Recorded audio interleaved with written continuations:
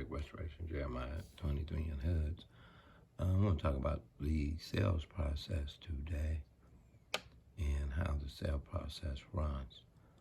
Basically, in sales, the goal is to tie the product to the need, want, and desire of the potential buyer.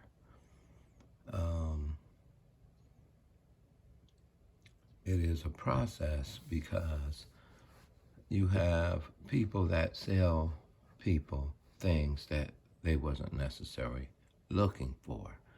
That's not a coincidence, especially if you go to Vegas and you find yourself buying some timeshare. The thing is, there's a philosophy behind selling, and you want to know those steps so you can apply it to your socials. A good book I recommend is How to Bring the Best Out of the Worst of People, How to Deal with People You Can't Stand, and How to Win Friends and Influence People. Go on YouTube and you'll see those things there, books. So first you want to meet and greet. Hello, step one. That's where you connect. If you don't connect, people know if they like you in the first 5 seconds. A lot of people. That is a lot to do with vibe. So we recommend people just more like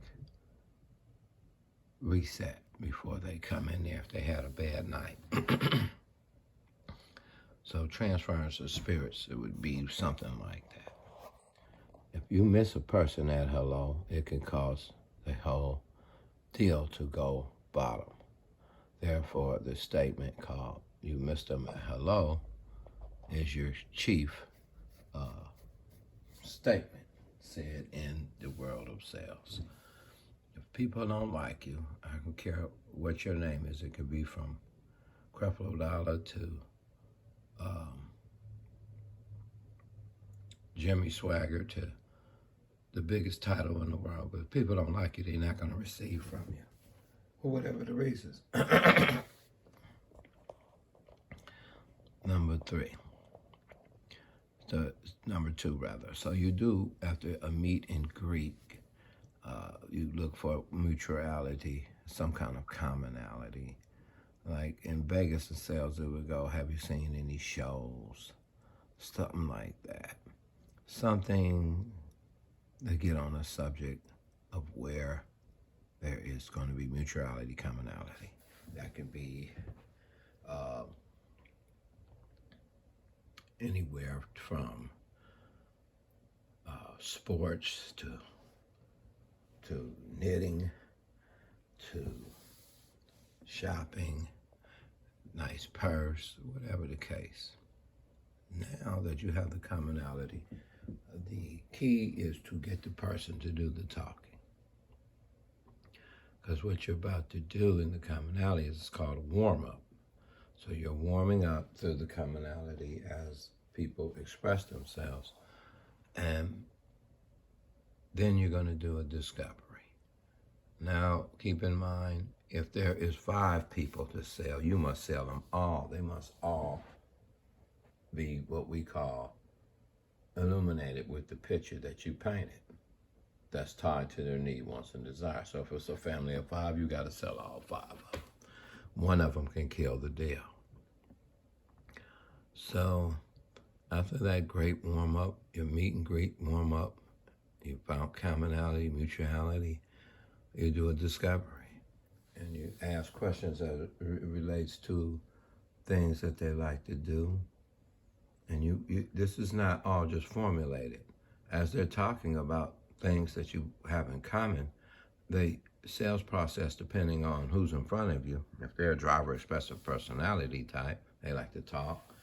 They can look like the shot caller, but the woman or the man may be the amiable personality type, non-expressive, but that be the shot caller. So you did all the talking to the wrong person. So you've got to find out who's the shot caller of the family, and that's done during the discovery as you ask people So, for example, do you like, where would your dream places be? Uh, where would you be going next year? How do you spend your trips? What are their habits? Where do they like to go? If you could get as much as information as possible by getting the driver expressive to talk and including with your body language, which is 58%, 38% tone, 7% what you say, you are showing a genuine interest as you discover these places. Or I'm going to give you a good example in timeshare, where they want to go. So once you did the discovery, you are going to repeat back what's important or similar, at least the what's important to those that it makes sense. Like Johnny wants to go to Disney World, so that's something you keep for the end of the sales, because we call them bullets. Bullet is when you go to close on that trip to Disneyland, and I'm going to give that to you because that's sealing a deal. They've already said yes. That's keeping the deal in the stall, so to speak. Free trip for Disneyland, where their son wants to go, might be the deal breaker. So remembering information that they tell you and repeating it back to them in your discovery of asking questions like, how do you mean? Why is that? You're building in the discovery trust. Again, if you miss them at hello and wrong vibe, them, because they're in the reptilian side of their brain, that means they have not, there's no ether, there's no reason to like you.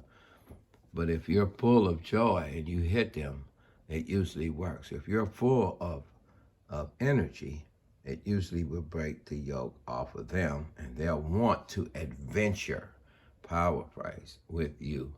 And you should rock them in the time that they're with you. So you did your meet and greet, you did your warm up, you did your discovery, and now after the discovery, it's time to what they call information confirmation. Begin to repeat back to people what they were talking about as far as things that they like to do, places where they want to go, what's important to them, because what's important to you don't matter. Jesus might be important to you, but not important to them. The key in Dale Carnegie's book is how do you win friends and influence people over to your idea. So now let's push it along the sales line. You did your discovery. And now after that discovery, you're going to do trial closes. So you would, after you have the trust, that door is shut. Once the trust is won because they like you, number one. Number two, you found commonality and mutuality. Number three, you got them to talk. And better, you got the whole family to talk about what's important to them. And now you're going to show them the benefit of why they need the Lord, why they need you. Because you sort of earned the right to speak by getting them to talk. It's called the law of reciprocity. And now they know they'll let you talk. So you would tie your product, whatever that is, to the discovery, to their need, wants, and desire, things they like to do, things that are satisfying to them, things that make them fall in a happy mood about. As you tie that product to what's important to them, therefore, if you run your mouth all the time, you can go past the sale, past the discovery on one issue when you didn't find out what was important to everyone else, because you're going to tie your product to everything that's important to everyone that is on tour with you. And then after you begin the discovery, after you finish discovery, information confirmation, it lets people know that you've been listening. You ask third level questions like, how do you mean? Well, how is that? Tell me more. Wow, there's some kind of expression and vibe of genuine interest in what they're saying. They eat their drops. They shift from the reptilian side of their brain to, I'm not buying anything, to, I like this guy. And a lot of people will buy because they like you. And they see the benefits. Some people will buy because they need the product. The key is, as you are showing the product, to put them in the picture of using the product. Therefore, in timeshare, it may be you walked into a room in a condo or in real estate sales, and Bobby's eyes light up, and you say, now, Bobby, you have your own rooms instead of, or you can word it, Bobby, you have your own room instead of the hotel, or you can say, Bobby, which room? This is called breaking the pact. Now, you acknowledge the pact when you first meet them. I know you guys, and that's going to be in your statement at your meet and greet. It's going to go something like this. I know you guys didn't come here to buy anything today, but we just want you to just relax and kick back and zero pressure from us and enjoy this 90 minutes, and you will get your gift, something like that. So you acknowledge that they admitted they wasn't going to buy anything.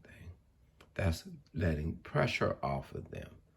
And it also, in the end of the sale process, it should be zero pressure coming from you. Not, oh, you really need this like a desperate crab out of a barrel.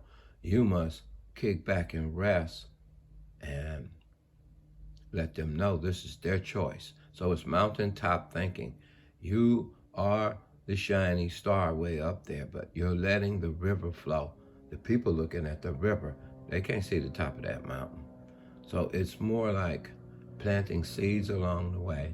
Dangling the carrot is the word that's used. That means I'm constantly tying benefit to need, wants, and desires. In this case of home selling or timeshare, it is three things. It is space, it is use, it is, do you have time to use this? And it is why you should do this. Today, this is once I got trust, and now I've earned the right to tie my product or speak into their lives about what I see this product could do for their lives. As you remember names, as you, like I said, you're staying in a room and you say to the baby, or maybe Bobby, Bobby, do you like this room? Can you see yourself using this?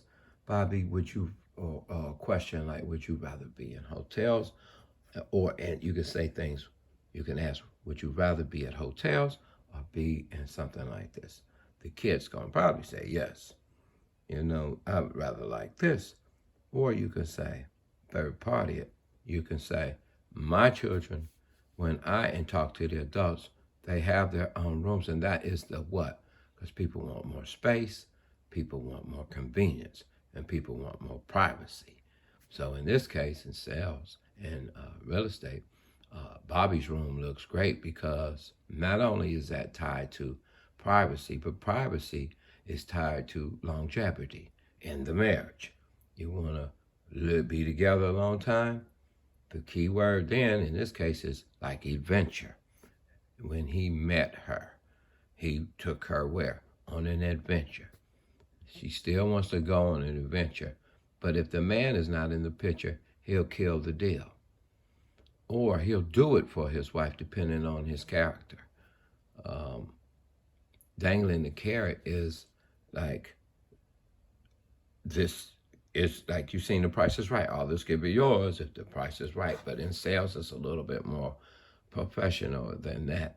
Dangling the carrot is simply showing the product, right? And do baby takeaways. You know, this is not for everyone. This is for people that love to adventure, which in your discovery, you already know, you know, what's important to go on that adventure and what it means to that family. You already found that out way over here. So as you are dangling the carrot and showing the knowledge of the product and its use, why today, the urgencies must be all through the sales tour. Like, for example, I may say to you, how much do you think this cost 20 years ago? Okay, so there's an urgency there. You think prices are going to go up or prices is going to go down. We've had 6 increases since let's say 90. So the bottom line, of course, they're going to say prices are going to go up. That's called the secretarian way. I already am asking questions I know the answer to. And every time the person says they're going to go up, they're telling themselves it's urgent to buy the day. Every time, if you can get them to say yes, then that means that they're possessing it through the confession of repeating or answering the question. If you own this, for example, would you use it? Yes. Where would you go? Bam, they give you the location. But while you do this, you also have to understand some people or one person in that group may not be buying it. They got their mind on going to a club that night or whatever. They're not in the picture. You didn't put them in the picture. You didn't show them a room that's fitting for them. Their needs and wants was different than the others, and you did not tie the product to any one of their needs and wants. For example, if that person was a cousin who has a girlfriend that may be, let's say they're getting married and they're not really paying any attention, you can stop and ask them, so you and Judy are able to, can you see yourself, this is a trial clause, can you see yourself taking Judy, and you already know where they wanted to go, and spending more time like you are right now here in Vegas? This is a trial clause. It's a yes or no question. The key is you want them to say no somewhere along this tour and get to the true objection. And that's going to take trial clauses. So they might say, well, no, this ain't for me, blah, blah, blah, blah, blah. Then when you turn the table to the manager, you can say exactly, these people are in, this person did not get in the picture, and you didn't paint the picture right, or they just straight up stayed in the reptilian side of their brain, and they didn't go in the midbrain where the ether drops, and now they're happy. Matter of fact, these people look mean and everything else. But here's the catch. You got to be on top of your game. You've got to know they're not in the picture, or you just running your mouth. You've got to know when to shut your mouth and zip it and let their brain think about, especially dealing with takeaways. That now you can change your view every year. You're in the master bedroom, something like that. And what does that mean? Well, that means changing views. You already know she wants to go to 3 places. He wants to go to 3 places. And it's like a house on wheels. Have you heard that one? Like, you can only go to 1 vacation home. This is selling people that already own mobile homes and vacation homes. But now people want what? More. Because of the urgencies of why buy today is because of what? The urgencies that you, during the tour, when you asked in the bedroom, well, 20 years ago, this was one price. We've had 6 prices increase since then. So what do you think is going to hurt to the value of this? Blah, blah, blah. And they will go, it's going to go up. When they say it, that's their own urgency. Then, simply if you have made it through the sales process, you've tied your product to needs, wants, and desire, you opened your mouth at the right time, you did a discovery.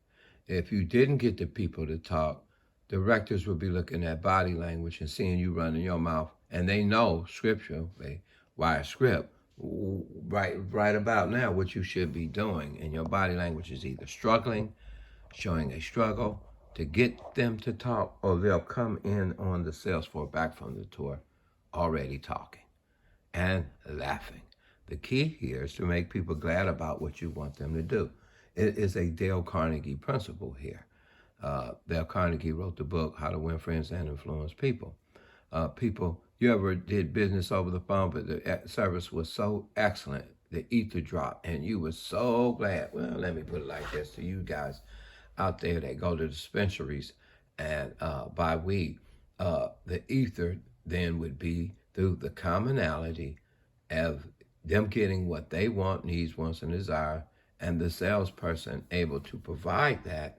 And if that salesperson gives an extra benefit, it's a closed deal to an upgrade. So at the end of this process, it is the same thing. You, in fact, are finding the commonality through the discovery, and it could be talking about football or just sports. Sometimes you never will get to the product.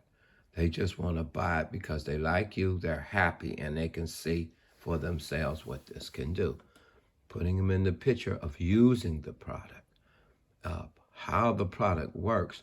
You have to be careful not to go in the weeds and get off into conversations you don't know the answers to, but rather turn the table on the close of this is what is missing. They want to go to Rome. I don't know any properties in Rome. For example, the son doesn't like it for some reason. The mother is not in the picture. You have to know who is what by studying body language and etc. If a person gets to the finality of that sale and closes their arms, that is a sign they're on the fence. They're not all the way convinced yet. You didn't do your job. The job of a salesperson is to get a person to want the product and will use the product. And they know that they should do this today because of the urgencies. That's great. So in the end, when you turned the table, you left remember the bullet you gathered in the discovery about the kid that wanted to go to Hawaii? Even of the other 4 members, you showed them places there. The boy that's not all the way in the picture, that didn't give you you didn't see the signs, you didn't see the smiles, you didn't see anything. But they say, well, we got to think about it. You didn't convince them. And then you turn the table because you see the deal killer. So you would come back, the table is turned. The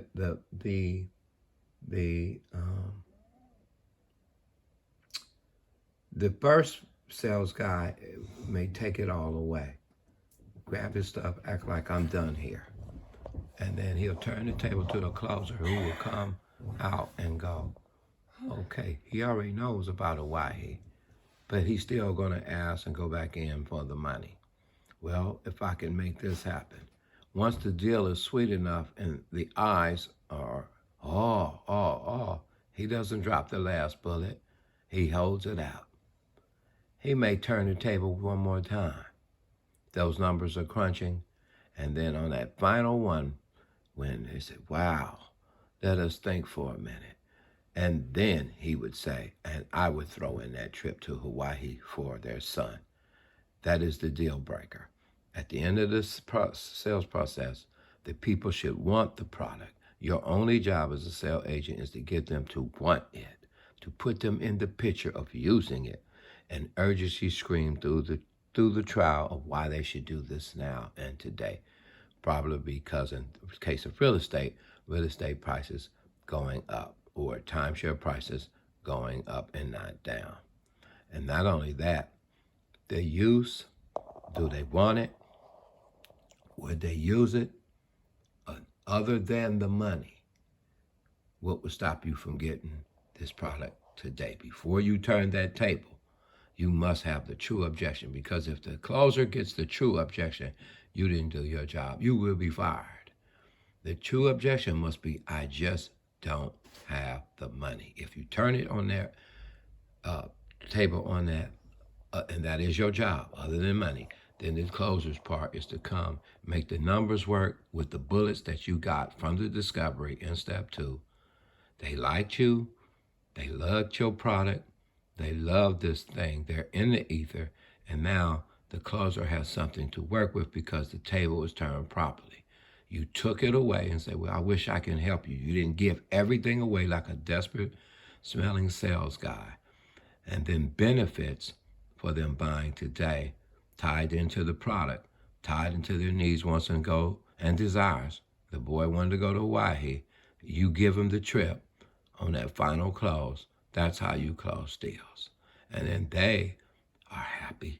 You made them happy about buying something they said they wouldn't buy. You broke the pact. You acknowledged the pact.